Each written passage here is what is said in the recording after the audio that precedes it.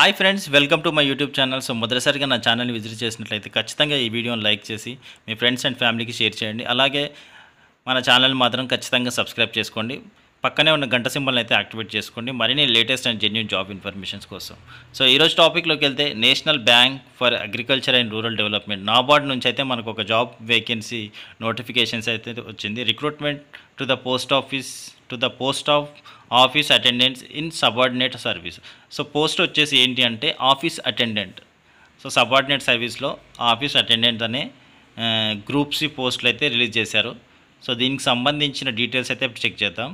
So దీనికి సంబంధించిన online application between 2 October 2024 and 21 October 2024. So 2 October నుంచి స్టార్ట్ అవుతుంది, 21 అక్టోబర్ వరకు అయితే ఉంది ఆన్లైన్ అప్లికేషన్. సో వెంటనే అయితే మీరైతే అప్లై చేసుకోండి.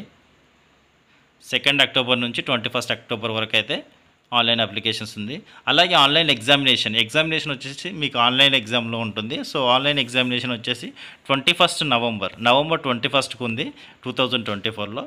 సో అది అలాగే వీళ్ళు ఏమంటున్నారంటే NABARD reserves the right to make change in the date of the examination. The online examination would be conducted on week days or weekend. వీళ్ళు ఏమంటున్నారంటే ఒకవేళ ఏదైనా ప్రాబ్లమేటిక్గా ఉండి ఏదైనా పాసిబిలిటీస్ లేకపోతే ఎగ్జామినేషన్ డేట్ అనేది చేంజ్ చేసే రైట్ మాకు ఉంది అని నాబార్డ్ చెప్తుంది. అలాగే ఆన్లైన్ ఎగ్జామినేషన్ వచ్చేసి వీక్ డేస్లో అయినా ఉండొచ్చు, వీకెండ్స్లో అయినా ఉండొచ్చు అని చెప్తున్నారు. సో దీనికైతే మీరైతే ముందు ప్రిపేర్ అవ్వాలి. సో ఇక్కడ చూసినట్లయితే మనకు స్టేట్ వైజ్గా వేకెన్సీస్ అనేది ఇచ్చారు, అలాగే కేటగిరీ వైజ్గా కూడా ఇచ్చారు. సో ఆంధ్రప్రదేశ్కి అయితే 2 వేకెన్సీస్ అయితే ఉన్నాయి, అలాగే తెలంగాణకు 1 వేకెన్సీ అయితే ఉంది. సో ఓవరాల్గా అయితే 108 వేకెన్సీస్ అయితే ఉన్నాయి. అవైతే చూసుకోండి, కేటగిరీ వైజ్గా కూడా చెక్ చేసుకోండి, అలాగే స్టేట్ వైజ్గా కూడా చెక్ చేసుకోండి ఎవరికి ఎన్ని ఉన్నాయి, ఏంటి, ఎక్కడ అప్లై చేసుకోవాలి, ఎక్కడ ఎక్కువ ఉన్నాయి, ఎక్కడ తక్కువ ఉన్నాయి అనేది అయితే అక్కడ కనిపిస్తున్నటువంటి అక్కడ ప్రొవైడ్ చేసినటువంటి లిస్ట్లో అయితే మీరైతే చెక్ చేసుకోండి నోటిఫికేషన్ డౌన్లోడ్ చేసుకున్న తర్వాత. సో ఇంకా మిగతా డీటెయిల్స్లోకి అయితే వెళ్దాం మనం. సో ఇక్కడ అంటే job profile of office attendant. So office attendant job profile ఏముంటుంది అని ఇక్కడ మెన్షన్ చేశారు. సో వీళ్ళు చేయాల్సిన పని, ఆఫీస్ అటెండెంట్ ఒకవేళ మీరు సెలెక్ట్ అయితే జాబ్ వస్తే ఏం చేయాలనేది ఇక్కడైతే మెన్షన్ చేశారు. సో ఫస్ట్ పాయింట్ వచ్చేసి carrying of files, papers etcetera. So files, papers అవి ఉంటాయి కదా, సో అవన్నీ ఇస్తూ ఉండాలి ఆఫీసర్స్కి. అలాగే removing from and keeping them in cupboards, అవి తీసి కప్బోర్డ్స్లో పెడుతూ ఉండాలి, అది కూడా చేయాలి. స్టిచ్చింగ్ అండ్ బైండింగ్ ఆఫ్ రికార్డ్స్ని స్టిచ్ చేయాలి, బైండింగ్, సో నీట్గా సర్దాలి అనమాట. Supply of water and beverages to the staff. So beverages కానీ వాటర్ కానీ స్టాఫ్కి అయితే అందించాలి అని చెప్తున్నారు. Preparation and serving of tea, food etcetera to the staff. So tea కానీ, ఫుడ్ కానీ, ఇంకేమైనా భోజన వసతి, ఏమైనా భోజనాలు కానీ అవన్నీ ప్రిపరేషన్ చేయాలి, అలాగే సర్వింగ్ కూడా చేయాలి, వడ్డించాలి అని చెప్తున్నారు స్టాఫ్కి. Helping of cooks and maintenance of lung. So ఏంటి అంటే కుకింగ్ విషయంలో కానీ ఇంకేదైనా ఉంటే ఆ విషయంలో కానీ హెల్ప్ చేయాలి. సో అలాగే ఆ మెయింటెనెన్స్ కూడా చూసుకోవాలి అని చెప్తున్నారు. Attend to all incidental and related works. So దానికి సంబంధించిన ఆఫీస్కి సంబంధించిన all related works, incidental works ఏవైతే ఉన్నాయో అవన్నీ అటెండ్ అవుతుండాలి. Attending to the duties of wireman, lift man, cook. So ఏంటి అంటే వైర్మ్యాను, లిఫ్ట్ మ్యాన్, కుకింగ్ వీళ్ళందరూ ఉంటారు కదా, సో వీళ్ళకి సంబంధించిన డ్యూటీస్ కూడా ఒక్కొక్కసారి చూసుకోవాలి అని చెప్తున్నారు. Operation of office equipment including cyclostyling and xerox photo copying machines as may be interested by NABARD. So ఈ జిరాక్స్ కానీ, ఫోటో కాపీ మిషన్స్ కానీ వీటికి సంబంధించిన వర్క్స్ కూడా చూసుకోవాలి అని చెప్తున్నారు. Attending to work relating to central receipt and dispatch section అని చెప్తున్నారు. సో సెంట్రల్ రిసిప్ట్స్ కానీ ఇంకా డిస్పాచ్ సెక్షన్ కానీ ఉంటుంది. సో దానికి సంబంధించిన వర్క్ కూడా చూసుకోవాలి అని చెప్తున్నారు. Maintaining and upkeep of records. So records అనేది మంచిగా మెయింటైన్ చేయాలి, సో అవన్నీ జాగ్రత్తగా పెట్టాలి అని చెప్తున్నారు. Attending on senior officers in grade F and above as also officer in charge of the regional offices and head of departments in head office. So grade F officers ఎవరైతే ఉన్నారో వాళ్ళు కానీ, ఇంకా in charge of the regional officer కానీ, head of departments వీళ్ళందరూ attend అయినప్పుడు అన్నీ చూసుకోవాలి అని చెప్తున్నారు. The staff attending on such officers will also the duties of carrying files papers etcetera removing from and keeping them. అదే చెప్తున్నారు ఇప్పటిదాకా. పేపర్స్ అవన్నీ తీయాలి, పెట్టాలి, ఫైల్స్ అన్నీ అందిస్తుండాలి, రికార్డ్స్ అన్నీ నీట్గా కబోర్డ్స్లో మెయింటైన్ చేయాలి. సో వాటికి సంబంధించినవన్నీ చూసుకోవాలి అని చెప్తున్నారు. Supply of water, food, tea. So ఇవైతే చూసుకోవాలి. ఫుడ్కి సంబంధించింది కానీ, వాటర్ కానీ, టీ కానీ ఇవ్వడం కానీ, సో ఇవన్నీ చూసుకోవాలి. సో మిగతా the duties work of office attendant, senior office attendant, special office attendant, senior special office attendant are interchangeable. So అదే చెప్తున్నారు. సో దీనికి సంబంధించిన ఎలిజిబిలిటీ క్రైటీరియా వచ్చేసి ఎడ్యుకేషన్ క్వాలిఫికేషన్ అయితే 10th క్లాస్ ఉంటే సరిపోతుందని చెప్తున్నారు. So only 10th class pass అయ్యి ఉంటే ఇదైతే మంచి అవకాశం అని చెప్తున్నారు.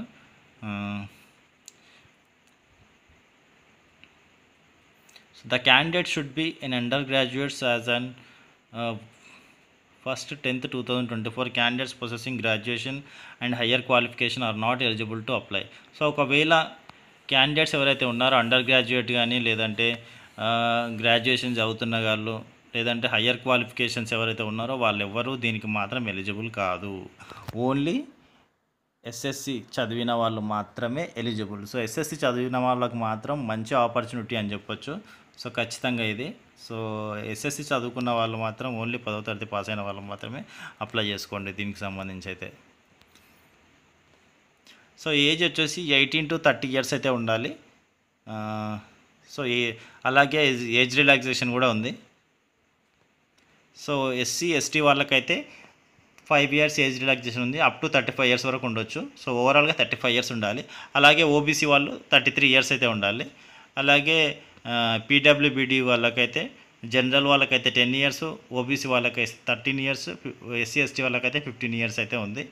సో అవైతే చూసుకోండి సార్. అలాగే ఎక్స్ సర్వీస్ మెన్ వాళ్ళకు ఉంది, విడోస్కి కూడా ఉంది. విడోస్కి, డైవర్స్డ్ ఉమెన్కి, వీళ్ళందరికీ 10 years అయితే ఉంటుంది. సో ఇవన్నీ చూసుకోండి. సో క్యాస్ట్ క్రైటీరియాని మెన్షన్ చేశారు. క్యాస్ట్ సర్టిఫికేట్స్ ఏమైనా ఉంటే అదైతే చూసుకోండి. ముందే అన్నీ రెడీగా పెట్టుకోండి మీరు.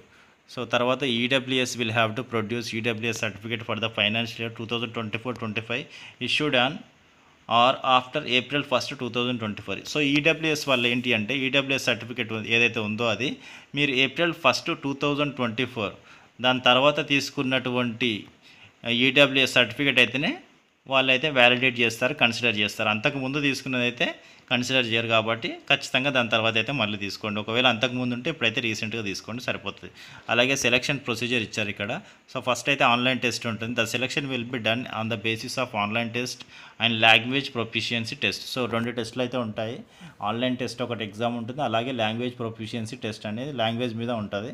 సో దీనికి ఆన్లైన్ టెస్ట్ ఎలా ఉంటుందంటే, టెస్ట్ ఆఫ్ రీజనింగ్కి 30 marks 30 questions, ఇంగ్లీష్ లాంగ్వేజ్కి 30 questions 30 marks, general awareness 30 questions 30 marks, numerical ability 30 questions 30 marks. So టోటల్గా 120 questions ఉన్నాయి, 120 marks అయితే ఉన్నాయి. 90 minutes టైం అయితే ఉంది. సో 1.5 hourలో 120 questions అయితే మీరైతే కంప్లీట్ చేయొచ్చు. సో లాంగ్వేజ్ నెక్స్ట్ వచ్చేసి ఎగ్జామ్ అయిపోయిన తర్వాత లాంగ్వేజ్ ప్రొఫిషియన్సీ టెస్ట్. సో ఈ లాంగ్వేజ్ ప్రొఫిషియన్సీ టెస్ట్ ఎలా ఉంటుందంటే మీకు, సో మీరు ఏదైతే స్టేట్ నుంచి అప్లై చేస్తున్నారో, ఫర్ ఎగ్జాంపుల్ మనం ఆంధ్ర తెలంగాణ నుంచి అప్లై చేస్తున్నాం కాబట్టి మనకైతే తెలుగు లాంగ్వేజ్ అనేది టెస్ట్ చేస్తారు. సో తెలుగు లాంగ్వేజ్ మీకు ఎంతవరకు వచ్చు అనేది దీనికి సంబంధించిన హెడ్ ఆఫీస్లో అక్కడ మీకు మేబీ అక్కడ కండక్ట్ చేస్తుండొచ్చు. సో అదైతే చూసుకోండి. ఎగ్జామినేషన్ స్కీమ్ ఆఫ్ ఎగ్జామినేషన్ వచ్చేసి బైలింగ్వల్ ఉంటుంది. సో ఇంగ్లీష్ అండ్ హిందీ లాంగ్వేజ్లో ఉంటుంది. సో అలాగే మీకు only such candidates who score the cut off marks or above in the online test will be shortlisted for the selection. So online ఎగ్జామ్లో ఎవరైతే cut off marks qualify అవుతారో వాళ్ళని మాత్రం short list చేస్తామని చెప్తున్నారు. There will be negative marking. So ఇక్కడ వచ్చేసి negative marking కూడా ఉంది. 1/4 మార్క్ ఎవ్రీ రాంగ్ ఆన్సర్కి మీకు 1/4 మార్క్ అయితే డిడక్ట్ అవుతుంది. సో క్యాండిడేట్స్ ఇంకేంటి ఇక్కడ, candidates applying for post in a particular state should be proficient in the official language of the state that should be able to read, right, speak and understand the language. So ఎవరైతే మీరు ఏ state నుంచి అయితే apply చేస్తున్నారో ఆ స్టేట్కి సంబంధించిన regional language ఏదైతే ఉందో ఆ లాంగ్వేజ్లో మీకు చదవడం రావాలి, రాయడం రావాలి, మాట్లాడడం కూడా రావాలి అని చెప్తున్నారు. సో ఫర్ ఎగ్జాంపుల్ మనం తెలుగు స్టేట్ నుంచి అప్లై చేస్తున్నాం కాబట్టి మీకు తెలుగు చదవడం, రాయడం, మాట్లాడడం రావాలి అని చెప్తున్నారు ఖచ్చితంగా. సో అదే మీకు ఉండే లాంగ్వేజ్ ప్రొఫిషియన్సీ టెస్ట్ అనమాట. సో అది ఫ్రెండ్స్. ఇంకా దీనికి కట్ ఆఫ్ మార్క్స్ అయితే ఉంటాయి చూసుకోండి. సెలక్షన్ ప్రాసెస్ వచ్చేసి state wise merit list will be prepared for final selection అని చెప్తున్నారు. రిజల్యూషన్ ఆఫ్ టై కేసెస్లో ఏం చేస్తారనేది ఇక్కడ మెన్షన్ చేశారు చూసుకోండి. అలాగే వెయిట్ లిస్ట్ 50% ఆఫ్ వేకెన్సీస్ అని ఏదో మెన్షన్ చేశారు. So minimum 3 will be maintained. So biometric data,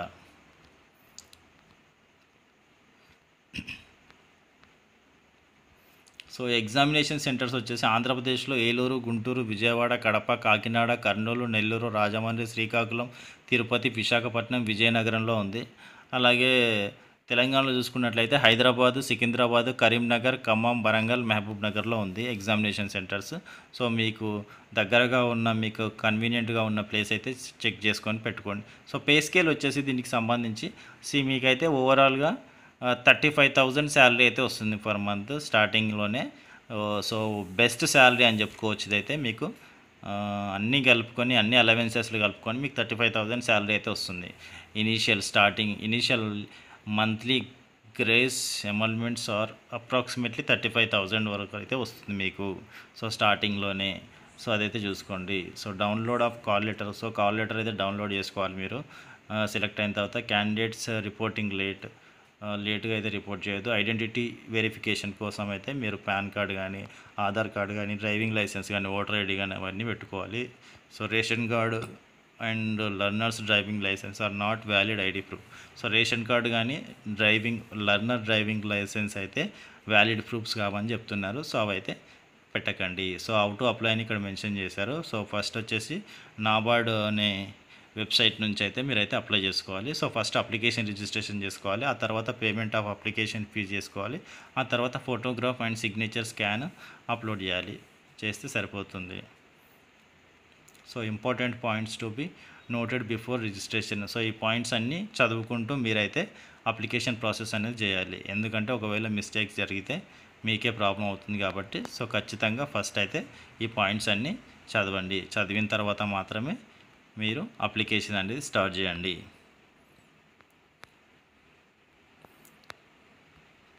so guidelines అన్నీ ఇచ్చారు ఎలా అప్లై చేయాలి ఏంటి అనేది. సో ఇంపార్టెంట్ డేట్స్ అయితే గుర్తుపెట్టుకోండి. ఆన్లైన్ అప్లికేషన్కి 2 అక్టోబర్ నుంచి 21 అక్టోబర్ వరకు అయితే ఉంది. సో అదైతే మర్చిపోకండి. సో ఇక్కడ చూసుకున్నట్లయితే స్టేట్ అండ్ అఫీషియల్ లాంగ్వేజెస్. ఆంధ్రప్రదేశ్కి అయితే తెలుగు ఇచ్చారు, తెలుగే కాబట్టి. సో తెలంగాణకు కూడా తెలుగే ఇచ్చారు, తెలుగు కాబట్టి. సో అయితే చూసుకోండి ఫ్రెండ్స్. సో ఇది ఫ్రెండ్స్ ఈ జాబ్కి సంబంధించినటువంటి details. So office attendance job అయితే చాలా మంచి జాబ్ అని చెప్పుకోవచ్చు. ఎవరైతే 10th క్లాస్ వరకు మాత్రమే చదివి జాబ్స్ కోసం ప్రిపేర్ అవుతున్నారో వాళ్ళకు మాత్రం మంచి ఆపర్చునిటీ, మంచి అవకాశం అని చెప్పుకోవచ్చు. సో వెంటనే లేట్ చేయకుండా అప్లై అయితే చేసుకోండి మీరు. సో ఐ హోప్ ఈ ఇన్ఫర్మేషన్ కనుక మీకు నచ్చే ఉంటుంది అనుకుంటున్నాను. ఒకవేళ ఈ ఇన్ఫర్మేషన్ మీకు నచ్చినట్లయితే ఈ వీడియోని లైక్ చేసి మీ ఫ్రెండ్స్ అండ్ ఫ్యామిలీకి షేర్ చేయండి. అలాగే మన ఛానల్ని మాత్రం ఖచ్చితంగా సబ్స్క్రైబ్ చేసుకోండి. Thank you so much for watching this video.